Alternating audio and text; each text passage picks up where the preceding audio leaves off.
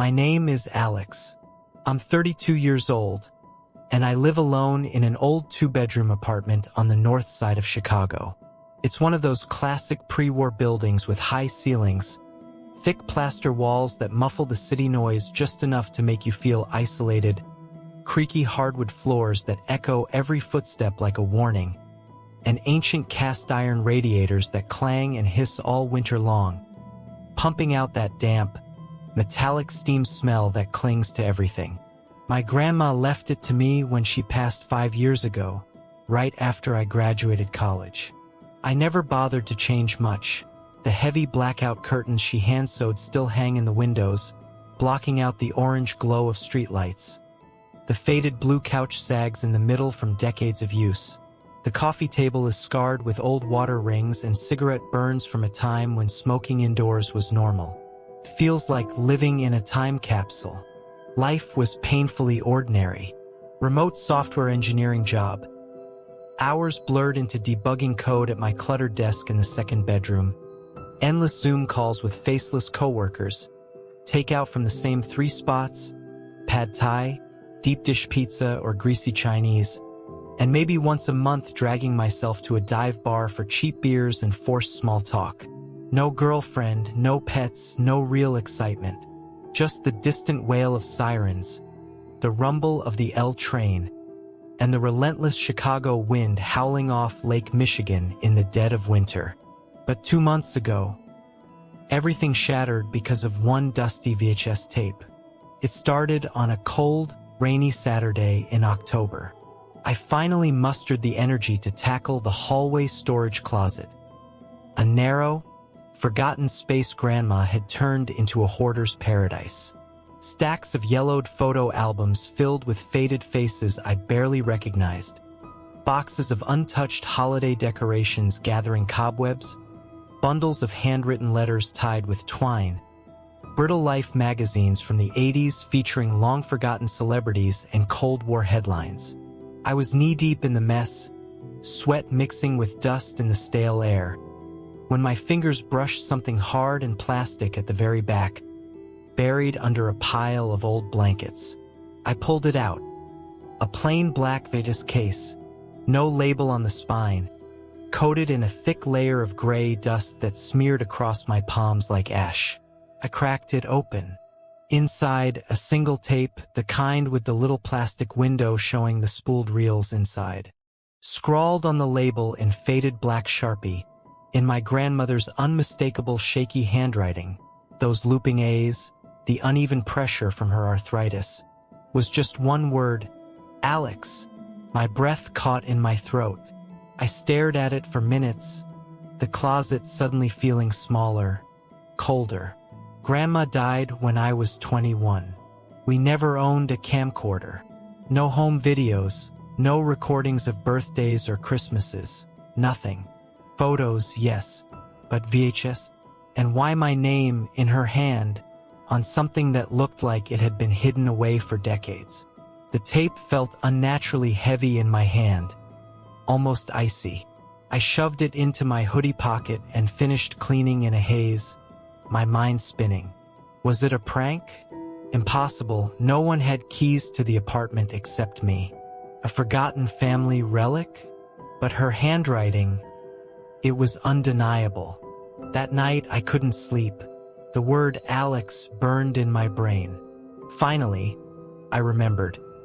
My dad still had an old VCR in his suburban basement, buried in a box labeled electronics. Do not throw.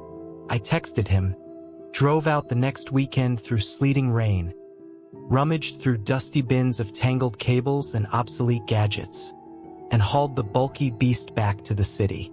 Hooking it up took hours, ordering an ancient RF adapter online, fiddling with coaxial cables, cursing under my breath until the old VCR whirred to life. The TV screen flickered with that familiar blue standby glow. I sat on the couch in the dark, heart pounding, and pressed play. At first, nothing but static, that endless gray snowstorm, accompanied by the low, hypnotic hum that anyone who grew up in the 90s knows deep in their bones. The sound filled the room, vibrating through the floorboards. Then, abruptly, the picture snapped into focus. It was my living room, the exact same room I was sitting in right now. Same sagging blue couch, same scarred coffee table, same blackout curtains. But on the tape, it was the dead of night. Faint orange streetlight leaked around the curtain edges, casting long, eerie shadows across the hardwood. The camera was rock-steady, tripod-mounted, aimed directly at the old brown armchair in the corner, the one Grandma used to sit in while knitting. And then, I appeared on screen. It was me, undeniably me, messy bedhead hair, the same gray company hoodie I wore on lazy work-from-home days, slumped in the armchair. My face was ghostly pale, eyes bloodshot and sunken, like I hadn't slept in weeks. Dark circles like bruises. I didn't move at first, just stared straight into the lens with a hollow, desperate expression. Then my own voice crackled through the TV speakers. Familiar, but broken, raspy, like it had been screamed raw. If you're watching this, it means you found the tape. It means you're still alive, but not for much longer. Listen closely. I don't have a lot of time left. My stomach twisted into knots. I froze, remote trembling in my hand. The voice was mine, but it carried a weight of exhaustion, of pure terror I'd never felt. I'm recording this for you, the me from before all this began. You need to know what's coming. You have to try to stop it. I tried everything I could think of, and it didn't work. Nothing worked. On screen, I leaned forward, shadows swallowing half my face. It starts exactly 3 days after you watch this tape for the first time. You'll wake up around 3 a.m. to a sound. Soft knocking on your bedroom window. But remember, you're on the 10th floor. Brick building. No fire escape. No balcony. No trees close enough to reach. Whatever you do, do not pull back the curtain.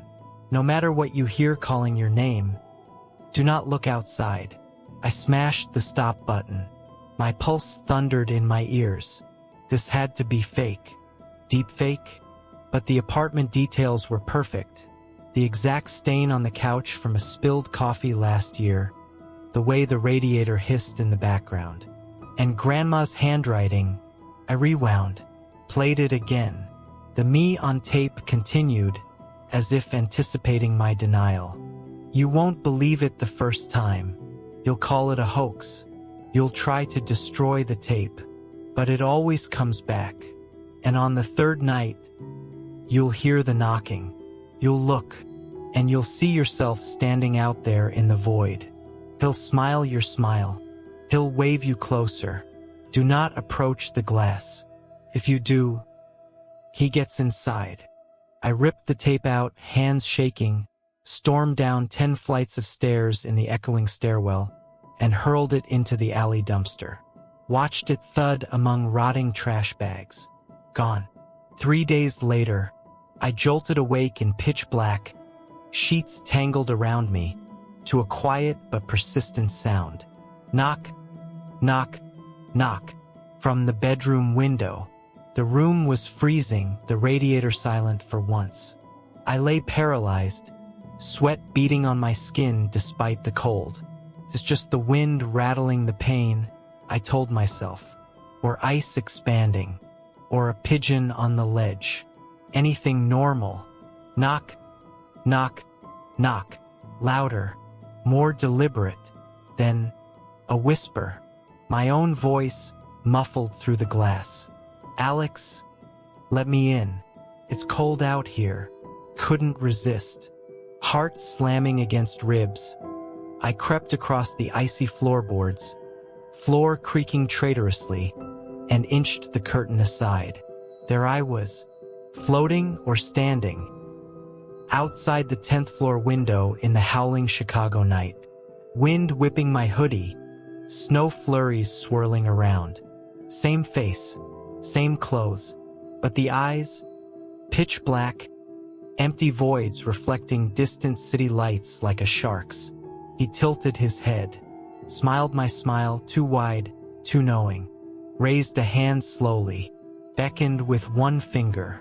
Come closer.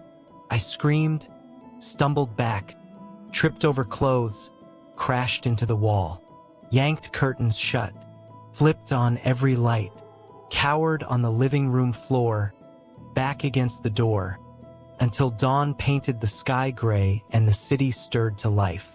That morning, legs like jelly, I checked the alley dumpster. The tape sat pristine on top of a trash bag, no dirt, no residue, like it had been placed there gently, waiting. I don't know why I brought it back up. Curiosity, denial, but I played it again. Now the me on screen looked wrecked, purple bruises blooming across one cheek, split lip crusted with blood, one eye swollen nearly shut. You looked. I knew you would. Curiosity always wins. Now he knows your scent. He'll come in tonight through the bathroom mirror after midnight. Cover it. Sheet, towel, paint, anything. And whatever you do, do not uncover it. Do not look after 12 a.m. I didn't wait. Ransacked the linen closet for an old white sheet, draped it over the bathroom mirror, taped every edge securely. The fabric hung like a shroud. That night, no sleep, all lights blazing. Laptop on the couch playing some dumb sitcom, volume low to mask any sounds. Around 2:45 a.m., the radiators fell silent. Apartment plunged into unnatural quiet. Then soft, barefoot footsteps on bathroom tile. Step, drag, step. Slow, patient. I crept to the door, ear pressed to wood. Silence. Then rustle of fabric. The sheet slithering down, pooling on the floor. I burst in, flipped the light. The mirror was void. Pure black. No reflection of me, the room, anything. Just endless darkness staring back. I fled, slammed the door, played the tape again. Now the on-screen me sat exactly where I was, same couch spot. Fresh blood trickled from a temple gash. Voice a ragged whisper. You uncovered it.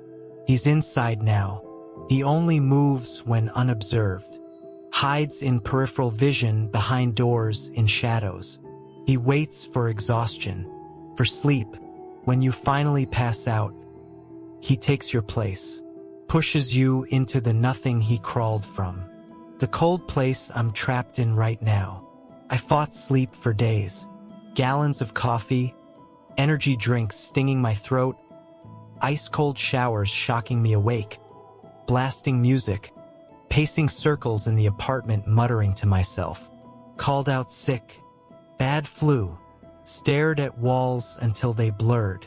But on the fourth night, body crumbling, I collapsed into the brown armchair. Blackness swallowed me. I woke to the prickling sense of eyes on me. Still in the armchair, across the room on the couch, sat me, the other one, healthy, rested, skin glowing, eyes bright, alive. He smiled, my charming smile, the one I used to hide anxiety. Finally, he said in my clear, confident voice, you're awake. My turn now. Thanks for keeping the place warm for me. He rose smoothly, walked to the corner. A small camcorder on a tripod now stood there, materialized from nowhere. He leaned into the lens. If you're watching this, it means you found the tape. It means you're still alive, but not for much longer. It starts 3 days after you play this. Knocking at the window. Don't look. Don't uncover the mirror. And above all, don't fall asleep, because I'm already here, waiting. And now I get it. I'm not the original Alex. I'm the displaced one, the echo pushed into the void, trapped in this endless loop, recording futile warnings for the next me. For you, the one reading this right now, or watching, or listening, You found the tape. In 3 days, the knocking begins. Don't look out the window. Don't uncover the mirror. And whatever you do, don't fall asleep. He's patient. He's already inside your home, waiting behind you right now, for the moment you close your eyes.